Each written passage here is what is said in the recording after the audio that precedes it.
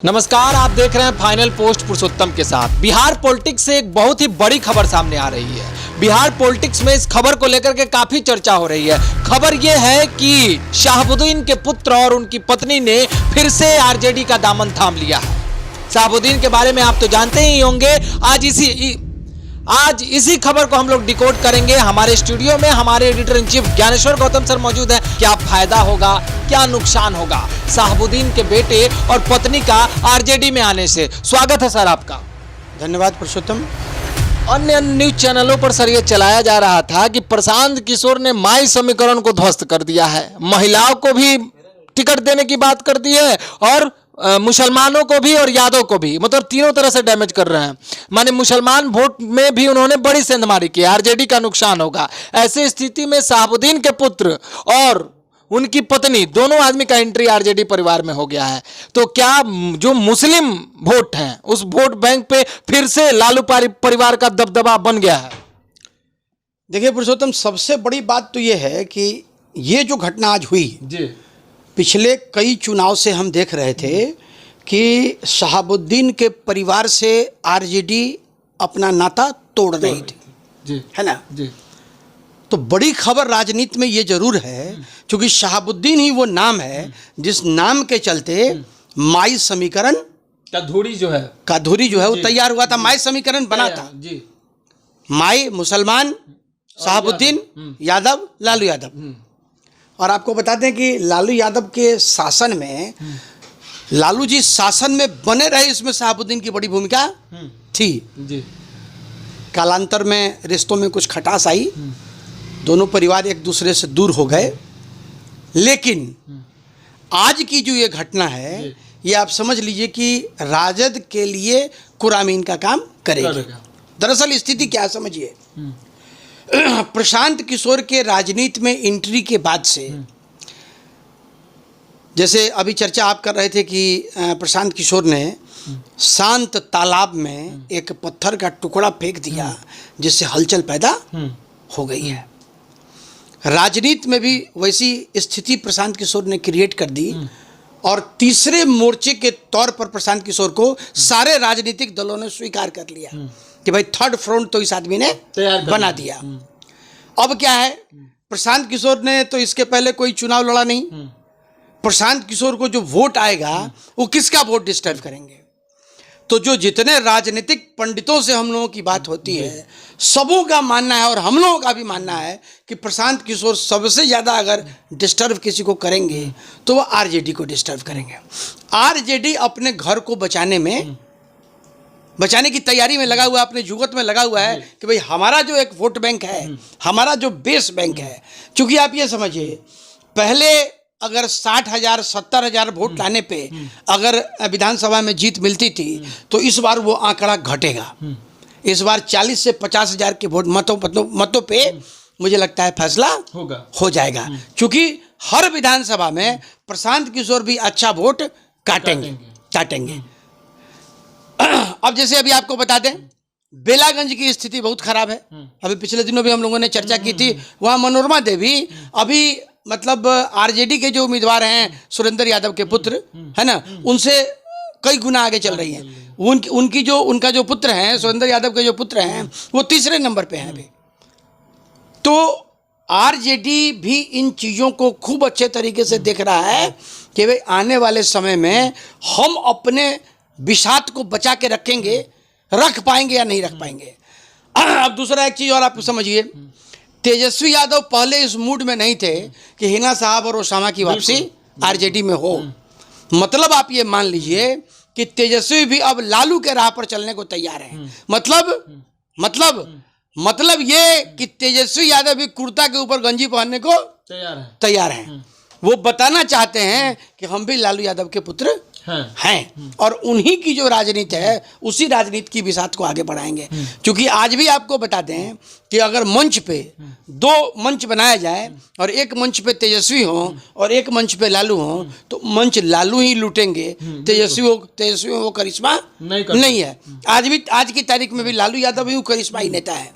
तो ये जो हिना साहब और ओसामा की वापसी हुई है, आप इसको इस तौर पे भी देख सकते हैं कि आरजेडी अपने घर को बचाने में और आरजेडी लालू का जो तौर तरीका था उस तरीके से राजनीति करने की दिशा में अग्रसर हो रहा है, जो आरजेडी के लिए बहुत बेहतर है। मतलब आप ये मान लीजिए कि आरजेडी ने अपने लिए कुरामीन का काम किया है।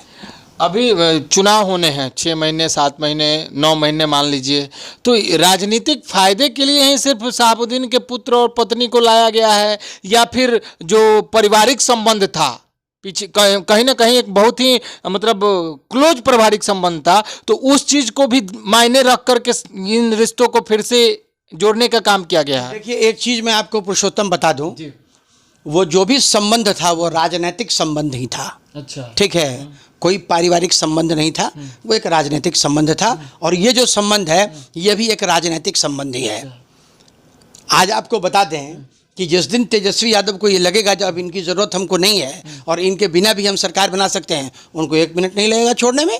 और ये उन्हीं की बात मैं नहीं कह रहा हूँ, सब पार्टी का यही है। सारे राजनीतिक दलों की स्थिति यही है कि जब तक आवश्यकता है तब तक आप दामाद हैं, और जिस दिन आवश्यकता आपकी खत्म हो गई उस दिन आपको निकाल के बाहर कर दिया जाएगा। कालांतर में और इतिहास में हम लोग यही देखते आए हैं। अभी लोकसभा का चुनाव हुआ था और उसमें भी टिकट नहीं दिया गया हिना साहब को, और काफी नाराजगी थी। एक मिनट मैं आपको रोकूंगा इस बीच में। हिना साहब को टिकट देने के लिए आरजेडी तैयार था। अच्छा, हिना साहब ने ही टिकट लेने से मना कर दिया था। तो लोगों की नाराजगी आरजेडी के प्रति थी? हाँ, लोगों की नहीं, शहाबुद्दीन परिवार की नाराजगी थी। शहाबुद्दीन परिवार की आप ये समझिए, ये जो गठबंधन अभी आज की तारीख में एक बार फिर से हुआ है, इसमें कई तरह के फैक्टर्स ने काम किया है। हिना साहब को भी लगता है कि जब तक राजनीतिक दल का बैकअप हमारे पीछे नहीं रहेगा हम सुरक्षित नहीं रहेंगे। हाल फिलहाल के दिनों में आपने देखा भी कि सरकार ने ओसामा और हिना साहब को किस तरीके से तबाह किया है ना। जेल जाना पड़ा ओसामा को। हाँ, ओसामा को जेल भी जाना पड़ा। ओसामा के बारे में आपको बता देंगे, शहाबुद्दीन की बिल्कुल इच्छा नहीं थी कि ओसामा राजनीति में एंट्री उनकी हो। वो बेसिकली ओसामा को विदेश में, लंदन में वो लॉ पढ़ा रहे थे, है ना। लेकिन इस बीच में शहाबुद्दीन जेल गए, शहाबुद्दीन की मृत्यु हो गई। आप मृत्यु क्या कहिए, वो तो मान लीजिए कि अब अभी हम लोगों के लिए कहना तो, लेकिन कुछ सूत्र ये बताते हैं कि शहाबुद्दीन की मृत्यु नहीं, दरअसल शहाबुद्दीन की हत्या की गई। जो भी हो, एनीवे वो कोर्ट कुछ वॉइस रिकॉर्डिंग भी हाँ, कुछ वॉइस रिकॉर्डिंग इस तरह का आया था। तो इस तरह की चर्चा चली। अब ये लगता है ओसामा को भी ये बात समझ में आ गई और हिना साहब को ये बात समझ में आ गई कि एक राजनीतिक दल का समर्थन अगर हमको नहीं रहेगा तो वैसी स्थिति में हमारे लिए सर्वाइवल मुश्किल होगा। और खास करके प्रशांत किशोर की एंट्री के बाद तो और ज़्यादा मुश्किल हो जाएगा, क्योंकि बहुत कीन और बहुत क्लोज कॉन्टेस्ट होने वाले हैं बिहार में, है ना। कोई भी राजनेता ये दावा आज की तारीख में नहीं कर सकता है कि हम 20,000-25,000 वोट से जीत जाएंगे। जो भी फास्ट लड़ाई होगी वो 3,000, 4,000, 3,000, 4,000 वोट से होगी। ऐसी स्थिति तो प्रशांत किशोर ने जरूर तैयार कर दी है। अब हर राजनीतिक दल अपना अपना वोट बैंक बचाने के जुगत में लगा हुआ है। आप देख लीजिए, जनता दल यूनाइटेड ने कभी अपने कार्यकर्ताओं का बहुत सम्मान नहीं किया। आज की तारीख में कार्यकर्ताओं की मीटिंग हो रही है, क्योंकि जदयू को भी ये बात समझ में आ गई कि जब तक हम अपने वोट को कैडर बेस नहीं बनाएंगे, कैडर बेस नहीं बनाएंगे, तब तक हमारा सर्वाइवल नहीं होगा। भारतीय जनता पार्टी के साथ एक चीज तो है कि भारतीय जनता पार्टी को ये पता है कि साहब इतना वोट हमारा है ना, और वो वोट वाकई उसका है।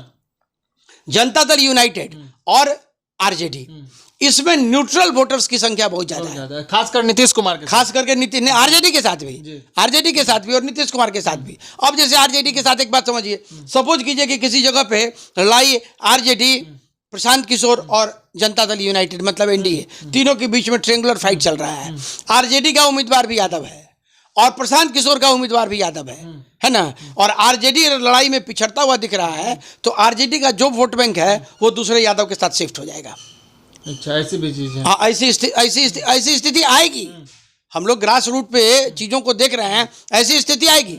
अब जैसे आप ये देखिए, सुरेंद्र यादव बेलागंज, वर्चस्व रहा उनका, लंबे अंतराल से वो वहां विधायक है, 8 बार वहां। इस बार अपने बेटे को बनाया, तो बेटे को छोड़ के इस बार वहां के यादवों ने हाथ थाम लिया। किसका? मनोरमा यादव का। मनोरमा यादव भी वहां बहुत दबंग महिला है, बहुत दबंग लेडी है, ठीक है, हर दृष्टिकोण से मजबूत है। टसल शुरू हो गई, लड़ाई शुरू हो गई। तो कांटे ये की टक्कर। हाँ एकदम बिल्कुल कांटे की टक्कर वहाँ चल रही है। तो आप ये समझ लीजिए कि आरजेडी का जो अपना एक जनाधार है माई समीकरण का, उस माई समीकरण में जो बीच में एक छेद हो गया था, मतलब जो जनाधार खिसक रहा था उसको बल मिल गया। हाँ, तो आप हाँ ये आपने सही कहा कि राजद अपने खिसकते हुए जनाधार को बचाने में कामयाब हो गया। चलिए सर, बहुत बहुत धन्यवाद आपका। तो आपने देखा कि राजद ने जो आज किया है वो वास्तव में अपने खिसकते हुए जनाधार को बचाने की एक कोशिश की है। आगे इसके क्या परिणाम होंगे, ये जो ओसामा साहब और हिना साहब का आरजेडी में एंट्री हुआ है, इसका फायदा सिर्फ सिवान के क्षेत्रों में ही होगा या पूरे बिहार में होगा, इस पर भी हमारी पैनी नजर रहेगी। फिर से हम आपसे के साथ जुड़ेंगे, तब तक के लिए देखते रहिए फाइनल पोस्ट, जुड़े रहिए हमारे साथ, बने रहिए हमारे साथ, कमेंट में अपनी राय जरूर रखिएगा। बहुत बहुत धन्यवाद।